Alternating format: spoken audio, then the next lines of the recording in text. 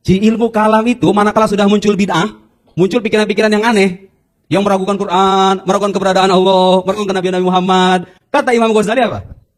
Sara min furudil kifayah. Wa huwa yaqul kalaman akhar fi maqali. Jadi orang yang saya kritik ini mengutip sebaliknya. Al-Ghazali tidak memandang ilmu kalam sebagai ilmu yang fardu kifayah. Nah, satu lagi ada Ibnu Khaldun. Beliau mengutip perkataan Ibnu Khaldun, dipotong satu bagian, tapi merupakan sebagian yang lain. Ini banyak kutipan Al-Ghazali yang bisa saya sertakan, tapi mari kita diskusi nanti. Dalam kitab Al-Mustasfa, Al-Ghazali secara jelas mengatakan ilmu kalam itulah ilmu kulli. Ilmu yang itu ilmu juz'i semuanya. Teman-teman semuanya, tanpa saya mengurangi rasa hormat, ilmu Al-Quran itu tidak akan pernah tegak kesahihannya sebelum Anda buktikan Quran itu kalam Allah apa bukan. Betul nggak? Tugasnya siapa itu? Tugasnya ilmu kalam. Fal ilmul kulli minal ulumi dinah huwal kalam wasairul ulum minal fiqh wa usuluhan wa tafsir ulum juz'iyyah. Ulum partikular yang tidak bisa diverifikasi kebenarannya, dibuktikan kesahihannya secara ilmiah tanpa ilmu kalam, dibuktikan terlebih dulu bahwa dia adalah ilmu yang valid.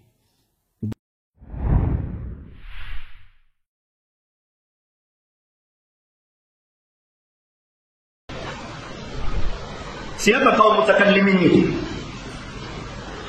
Kita sering dengar ada ilmu tauhid mereka namakan ilmu kalam.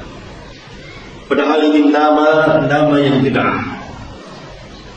Bukan nama syar'iyyah. Yang benar nama ilmunya ilmu tauhid, usuluddin, atau al-iman, atau as-sunnah. Pembicaraan mengenai i'tiqad atau al-aqidah. Tapi mereka menamakan sebuah ilmu dengan nama ilmu kalam. Apa yang dimaksud dengan ilmu kalam? Saya mencoba meringkas dan menyingkat perkataan ulama yang intinya adalah satu macam ilmu. Halaman 83 ini. Satu macam ilmu yang menegakkan dan membela akidah Islamiyah dengan dalil-dalil aqliyah, atau berbicara tentang ilahiyat ketuhanan, yakni akidah berdasarkan dalil-dalil aqliyah. Itu ilmu kalam yang orang yang masuk ke dalamnya dinamakan mutakallimin. Berarti ilmu kalam itu adalah sebuah ilmu yang berbicara tentang ketuhanan, yang berbicara tentang Allah, dan juga mengadakan pembelaan terhadap Islam, tetapi berdasarkan dalil-dalil akal. Dan mereka mendahulukan dalil-dalil akal dari dalil-dalil wahyu. Dan kita sudah tahu, antum sudah tahu dari mukaddimah yang pertama, kenapa mereka bisa demikian. Nanti di mukaddimah kedua ini lebih jelas lagi. Kok mereka mendahulukan akal dari wahyu? Dan di sini kesesatan setiap firqah itu, atau sebagian besar dari mereka.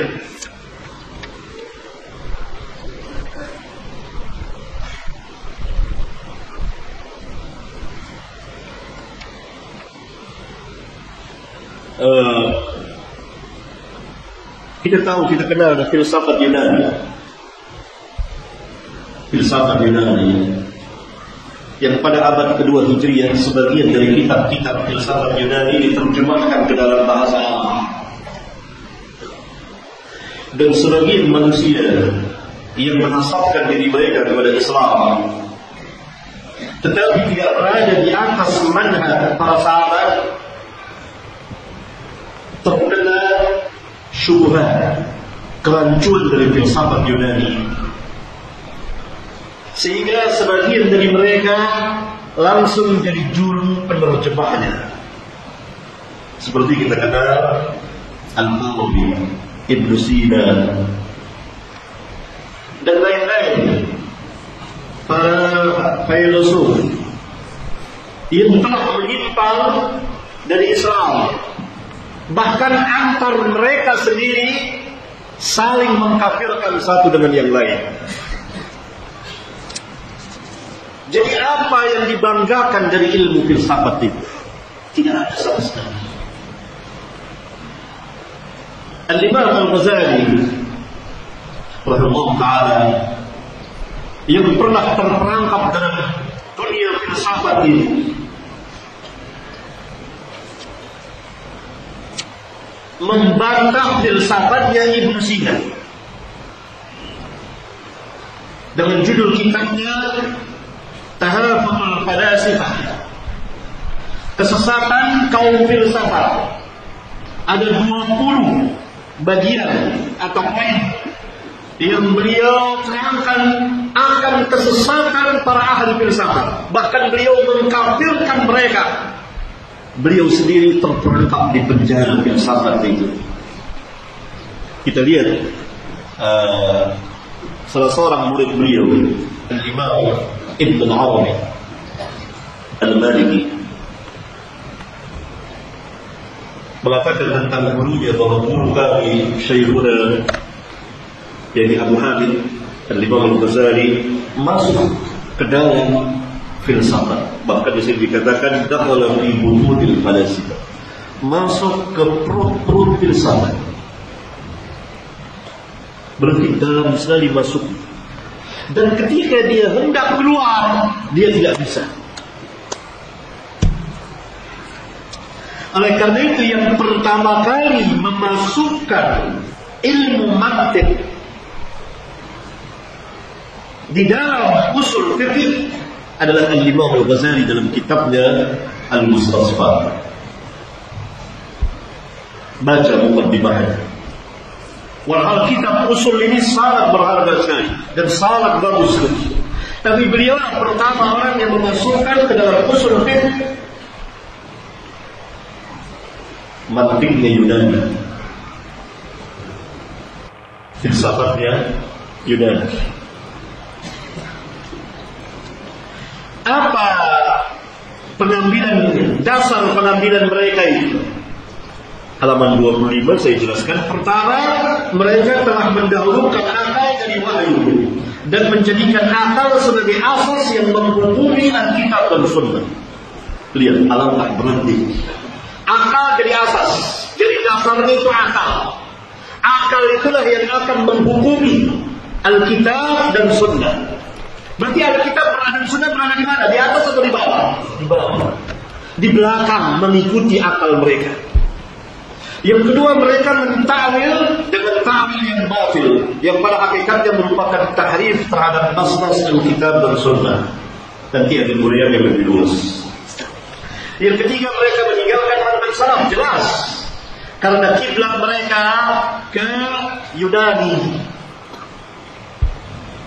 ke para penyembah bintang dan para penyembah berhala kaum musyrikin, para filosof Yunani. Ketika kitab-kitab mereka itu telah diterjemahkan ke dalam bahasa Arab, dan mereka sebagian dari mereka sangat terpengaruh. Yang keempat, kemudian mereka berpegang sekuat-kuatnya dengan manhajnya kaum musyrikin dan para penyembah berhala seperti kaum falasifah Yunani dan lain-lain. Dan saya perlu memberikan bukti, benar tidak? Kalau tidak akan saya menuduh mereka. Nah, saya ambil dari tokoh Asy'ariyah. Tokoh Asy'ariyah termasuk tokoh besar dari madhab Asy'ariyah, dan imam besar mereka, imam mutakallimin, yaitu Abu Abdullah Fakhruddin Muhammad bin Umar bin Husain bin Hasan bin Husain Ar-Razi, yang terkenal dengan Ar-Razi. Dia mengatakan, apabila bertentangan dalil-dalil sam'iyah dan akliyah atau nakliyah dan akliyah, nah, kita lihat bahwa dia memungkinkan terjadi pertentangan antara Al-Quran dan Sunnah dengan akal. Kaum salaf sama sekali tidak memungkinkan. Tidak akan terjadi perlawanan, pertentangan, kontradiksi antara Al-Quran dan Sunnah apabila Sunnah itu datang secara sah, sahih, dan belum dimaksud dengan akal sama sekali. Tapi dari Asy'ariyah Kaum mutakallimin ini mengatakan apabila bertentangan, berarti ada kemungkinan bertentangan antara akal dengan wahyu. Perhatikan. Bagaimana kalau terjadi pertentangan? Ar-Razi mengatakan imma dijama', dikumpulkan atau digabung. Maka hal ini mustahil karena mengumpulkan antara dua yang berlawanan. Mustahil. Kalau terjadi kontradiksi, perlawanan, bertentangan antara Al-Quran, antara nakliyah itu Al-Quran dan Sunnah dengan akal, kemudian dijama', mustahil katanya. Nggak mungkin, karena tidak mungkin menyatukan dua yang berlawanan. Gini. Terus halaman 26. Atau keduanya, yakni dalil nakliyah dan akliyah ditolak atau dibatalkan, maka hal ini pun mustahil karena telah mendustakan dua yang berlawanan. Bagaimana kalau ditolak dua-duanya, nakliyah dan akliyah? Ini pun nggak boleh, mustahil kata-katanya, kata Al-Razi. Atau didahulukan dalil-dalil sam'iyah. Nah, dia membuat pertanyaan. Bagaimana kalau kita mendahulukan dalil-dalil sam'iyah, dalil-dalil Al-Quran dan Sunnah kita dahulukan? Maka hal ini pun mustahil, nggak boleh. Lihat asas kaum Asy'ariyah, kaum mutakallimin. Mustahil mendahulukan dalil-dalil Al-Quran dan Sunnah. Kenapa? Karena sesungguhnya akallah yang menjadi dasar bagi nakal. Dalil nakliyah sama dengan Alkitab dan Sunnah. Lihat, tegas dia mengatakan yang menjadi dasar adalah akal, bukan wahyu. Kalau sekiranya kita mendahulukan nakal, wahyu Alkitab dan Sunnah dari akal, maka yang demikian merupakan celaan bagi akal yang menjadi dasar bagi nakal. Dalil-dalil nakliyah itu Al-Quran dan Sunnah. Maka celaan terhadap sesuatu yang menjadi dasar dengan sendirinya merupakan celaan terhadap nakal. Maka mendahulukan nakal merupakan celaan bagi nakal sekaligus akal. Lihat, bermain dengan ra'iyah. Begitu itu kalau antum mau tahu inti kesesatan. Jadi kalau kita mendahulukan Al-Kitab dan Sunnah, mustahil. Karena yang menjadi asas akal. Sekiranya tetap kita mendahulukan Al-Quran dan Sunnah, maka ini sebuah celaan terhadap akal. Celaan terhadap akal juga langsung celaan terhadap Al-Quran dan Sunnah. Luar biasa ya. Ini tokoh. Ini pemimpin Asy'ariyah, pemimpin kaum mutakallimin pada zamannya. Dan kitabnya banyak sekali sampai sekarang dibaca oleh mereka. Maka dari itu wajib kalian mendahulukan akal kemudian nakal. Lihat. Maka dari itu wajib mendahulukan akal kemudian nakal. Imma dalil-dalil nakliyah itu ditakwil atau ditakwil. Sekian. Wajib mendahulukan akal dari Al-Quran dan Sunnah. Kalau terjadi kontradiksi, maka imma ditakwil. Ayat itu ditakwil, hadis itu ditakwil. Yang pada hakikatnya bukan takwil yang hak, tapi takwil yang batil. Atau ditakwil, diserahkan saja keputusannya artinya kepada Allah. Allah lah yang Maha Tahu. Dan dia akan dibicarakan di sini. Ini asas mereka. Karena itu saya katakan, sesungguhnya apa yang telah dikatakan oleh Ar-Razi ini atau oleh orang yang sebelumnya seperti Al-Ghazali dan selain dari kaum mutakallimin merupakan dasar yang sangat utama dan undang-undang yang sangat besar yang mereka buat dalam membina dan membangun i'tiqad atau keyakinan mereka. Mereka mengawali dengan mengatakan apabila dalil-dalil sam'iyah, nakliyah yaitu nas Al-Quran dan Sunnah bertentangan dengan dalil-dalil akliyah, akal. Nah, sudah ada jawaban kita banyak sekali dari kaum salaf tidak memungkinkan terjadi pertentangan kontradiksi antara wahyu dengan akal, sama sekali tidak. Selama wahyu Al-Quran, wahyu Al-Sunnah, wahyu Al-Sunnah itu sahih, hadisnya sahih. Dan selama akal yang sehat dan akal yang memiliki ketegasan sahih, maka tidak akan mungkin bertentangan. Inti kesesatan kaum mutakallimin memungkinkan terjadi kontradiksi. Dan ini berbahaya. Karena mereka bermain dengan akal. Akan sangat mudah mereka mengatakan ayat ini bertentangan, kontradiksi dengan akal. Tidak bisa diterima oleh akal. Oleh karena itu ikhwan, sering antum mendengar orang, oh nggak masuk di akal ini nggak masuk di akal, ini nggak sesuai dengan akal, ini tidak relevan, ini tidak itu. Sering seperti itu kan? Karena asasnya seperti ini syubhat yang mendulang kemana-mana, sehingga Al-Quran itu dan Sunnah dihujat, dibantah, dikomentari, dikritik, dan mereka mengedepankan akal. Ini asas yang dibuat oleh kaum filsafat itu. Dan pada akhir hayatnya dia menyesal. Ar-Razi ini pada akhir hayatnya dia menyesal. Sia-sia umur saya, habis umur saya untuk itu.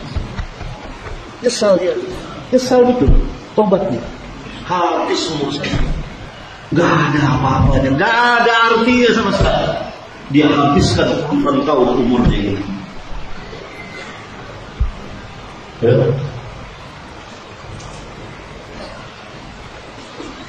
Kemudian ketika mereka telah memastikan bahwa dalil sam'iyah dan akliyah memungkinkan dapat bertentangan atau berlawanan satu dengan yang lainnya, maka mereka pun telah menetapkan 3 kemungkinan. Tiga kemungkinan dengan keputusan akhir di mana mereka telah mewajibkan mendahulukan ra'yu akal dari wahyu. Inilah ketiga macam kemungkinan yang keluar dari mereka disebabkan mereka telah masuk ke dalam perut-perut filsafat. Kemungkinan yang pertama dijamak. Mereka mengatakan bahwa hal yang seperti ini mustahil karena dengan sendiri telah mengumpulkan di antara dua yang berlawanan, dua yang bertentangan, itu dalil sam'iyah dan dalil akliyah. Ada kemungkinan kedua, ditolak atau dibatalkan keduanya. Mereka mengatakan bahwa ini pun mustahil. Kemungkinan ketiga mendahulukan dalil-dalil sam'iyah dan akliyah dari Al-Quran dan Sunnah dari dalil-dalil akliyah. Halaman 28. Mereka mengatakan bahwa hal ini pun mustahil karena sesungguhnya yang menjadi dasar bagi dalil-dalil sam'iyah, nakliyah, Alkitab dan Sunnah adalah akal dan seterusnya. Kalau sekiranya kita mendahulukan dalil sam'iyah dari akal, maka yang demikian merupakan celaan bagi akal yang menjadi dasar bagi dalil-dalil nakliyah itu sendiri, yaitu Al-Quran dan Sunnah. Dan akhirnya mereka membuat sebuah keputusan yang merupakan undang-undang mereka untuk menghukumi segala yang datang dari nas Alkitab dan Sunnah, yaitu sebagai berikut. Maka dari itu wajib mendahulukan akal, kemudian nakliyah. Imma dalil-dalil nakliyah itu ditawil atau ditakwil. Kemudian mereka menetapkan bahwa semua yang datang dari dalil-dalil syar'iyyah dan nakliyah, yaitu nas Alkitab dan Sunnah, wajib mengikuti dasar dan undang-undang yang telah mereka buat ini, seperti yang dikatakan oleh Ar-Razi tadi, yaitu yang datang ketetapan dan keputusan dari akal-akal mereka. Oleh karena itu setiap dalil syar'iyyah nakliyah dari Alkitab dan Sunnah yang bersesuaian, yang setuju atau tegasnya tidak bertentangan menurut persangkaan mereka yang batil dengan dasar yang mereka buat, maka mereka akan menerimanya. Karena sudah mengambil keputusan bahwa akal yang di depan, yang menjadi asas, wahyu di belakang. Segala yang ditetapkan oleh akal dari apa yang dikatakan oleh Al-Quran dan Sunnah menyetujui akal mereka, mereka terima. Masalahnya kalau tidak setuju. Misalnya Ar-Rahman wal 'arsy istawa. Allah istiwa secara hakiki di atas 'arsy-Nya.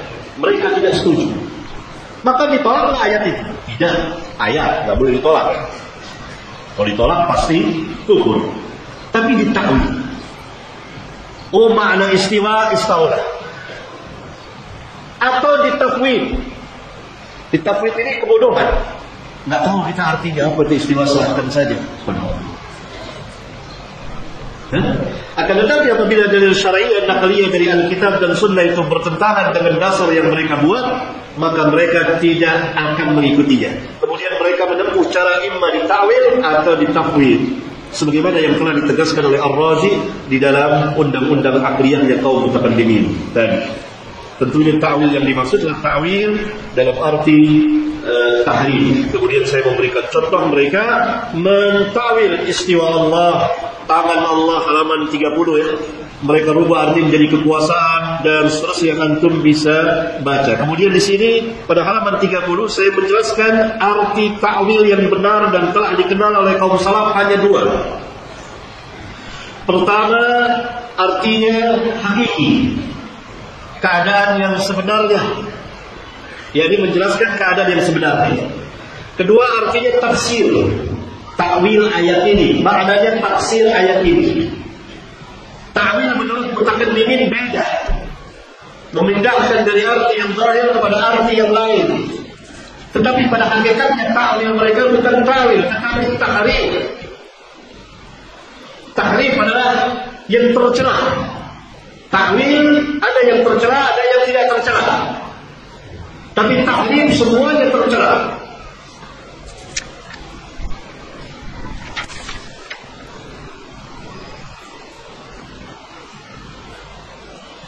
Sedangkan tafwid pada halaman 31, adapun tafwid maka pada hakikatnya adalah kejahilan atau kebodohan terhadap arti atau makna dari nas Alkitab dan Sunnah.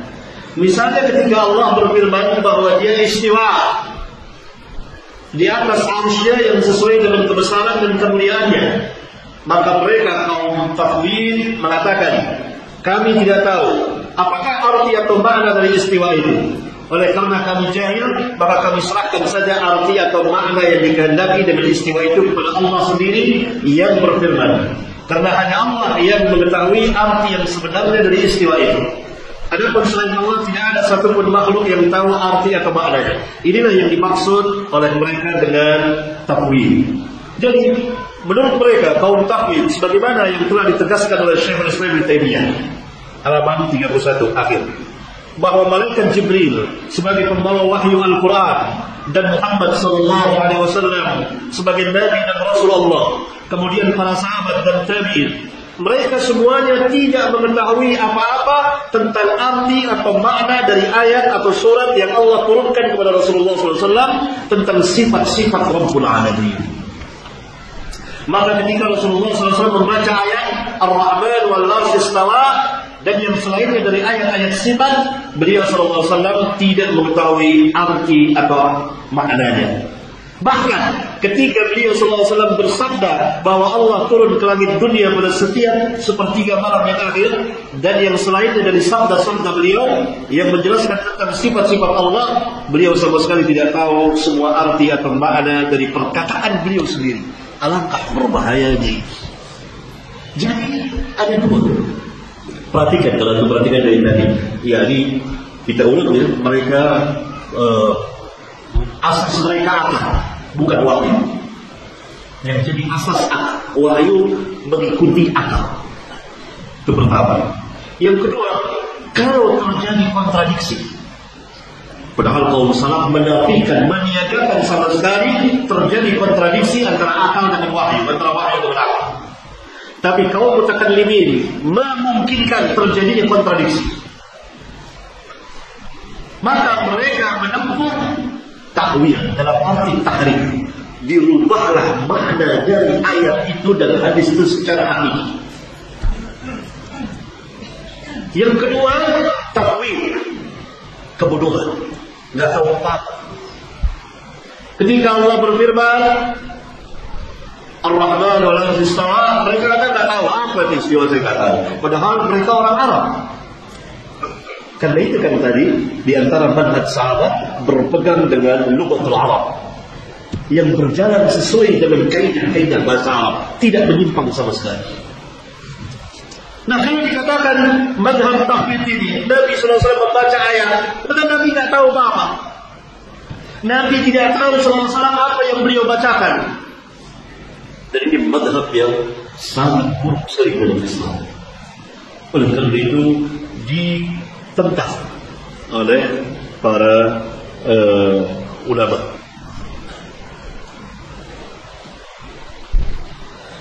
Madhab salaf pada halaman 34 Jadi sedikit saya terangkan. Semua mereka tetapkan apa adanya secara zahir mazhab salaf ini ya. Tanpa tahrif, merubah lafaz atau makna yang hak kepada makna yang batil, tanpa ta'wil yang batil, tanpa tafwid, tanpa ta'til, tanpa tamsil, tanpa takyif.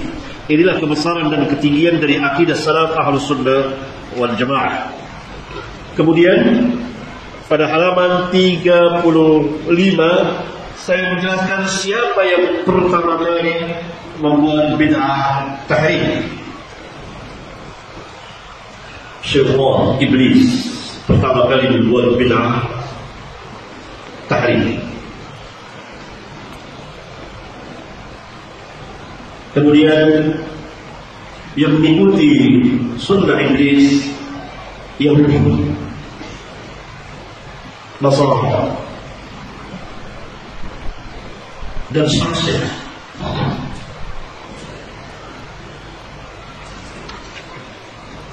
Tentang Iblis pada halaman 36.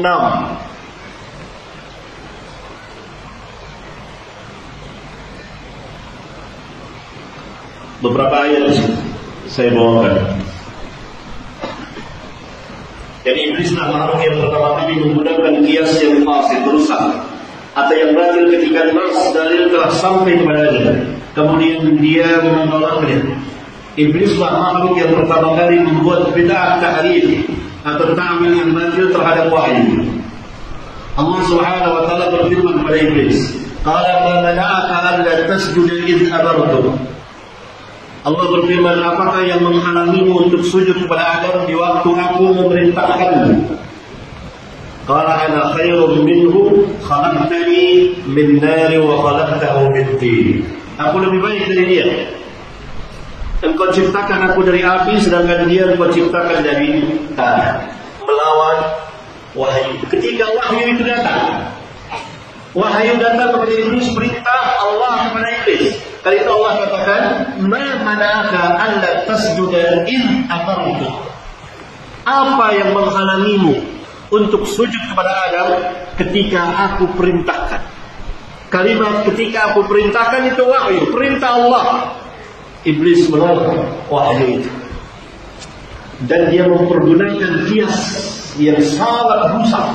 Dia mengadakan satu perbandingan antara tanah dengan api. Tapi Iblis hujahnya bangkrut. Dia tidak tahu bahwa tanah jauh lebih baik dari api.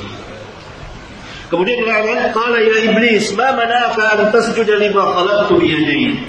Astakbarta am kunta minal 'alim? Hai Iblis, apakah yang menghalangimu untuk sujud kepada Adam yang telah aku ciptakan dengan kedua tanganku? Apakah engkau menyombongkan diri ataukah engkau termasuk orang-orang yang merasa tinggi? Karena dia menjawab, ana khairum minhu khalaqtani min nari wa khalaqtahu min tin, dan seterusnya. Maka Iblis dia membantah wahyu, dan dia melakukan kias, dia melakukan tahrif. 3 usul salada iblisiyah, 3 dasar iblis.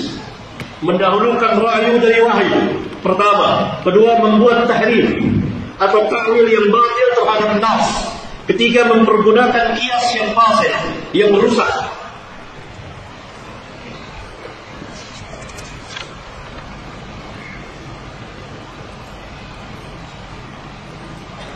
Kemudian pada halaman 38 ada beberapa kaidah yang terambil dari ayat-ayat tadi.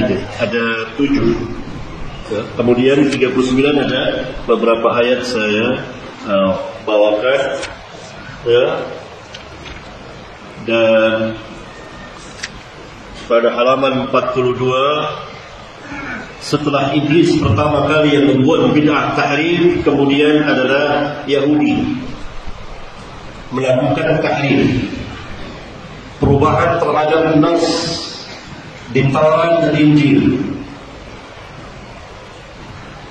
Ada 3 buah ayat saya bawakan. Ayat yang pertama, minal ladzina hadu yuharrifuna al-kalima an mawadhi'i, yaitu orang-orang Yahudi, mereka telah mentahrif, merubah perkataan dari tempat-tempatnya.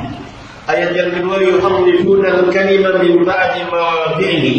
Mereka merubah perkataan dari tempat-tempatnya. Yakni orang-orang Yahudi telah mentahrif, merubah ayat-ayat dari kitab Taurat yang merupakan firman-firman Allah dari tempat-tempatnya, baik lafaz atau maknanya. Inilah tahrif yang dilakukan Yahudi terhadap kitab Taurat, yaitu lafaz dan maknanya. Adapun tahrif mereka terhadap lafaz-lafaz dari firman Allah, kalamullah dalam kitab Taurat dan Injil adalah sebagai berikut. Satu, mereka telah mengganti lafaz yang asli yang ada dalam Taurat dan Injil dengan lafaz-lafaz yang mereka buat sendiri. Kedua, mereka menghapus atau menghilangkan lafaz yang asli. Ketiga, mereka memberikan tambahan-tambahan lafaz sehingga mencampur antara firman Allah dengan perkataan mereka. Keempat, mereka mengurangi lafaz-lafaznya. Yang kelima, mereka menyembunyikan lafaznya dan seterusnya. Adapun tahrif mereka terhadap makna dari firman Allah dalam Taurat dan Injil ketika tidak memungkinkan bagi mereka untuk mengubah lafaznya, fahadis walhaq, ceritakan, enggak apa-apa, karena begitu banyaknya perubahan terhadap makna di dalam Taurat dan Injil. Berarti ketika mereka tidak sanggup merubah lafaz di dalam Taurat dan Injil, itu adalah mereka kemudian merubah maknanya, menafsirkan dengan yang lain. Ini orang-orang Yahudi. Maka terjadi perubahan secara besar-besaran di dalam Taurat dan Injil. Meskipun demikian masih terdapat ayat-ayat yang asli dari firman Allah Subhanahu wa Ta'ala yang diketahui oleh para ahli ilmu. Kemudian ayat yang ketiga di akhir halaman 43, apa tatma'una an yu'minu lakum wa qad kana fariqun minhum yasma'una kalam Allah thumma yuharrifunahu min ba'di ma aqaluhu wa hum ya'lamun. Apakah kamu masih mengharapkan mereka? Khitab ini Allah tujukan kepada Nabi SAW bersama para sahabat. Jangan terlalu berharap akan keimanan orang-orang Yahudi. Mengapa?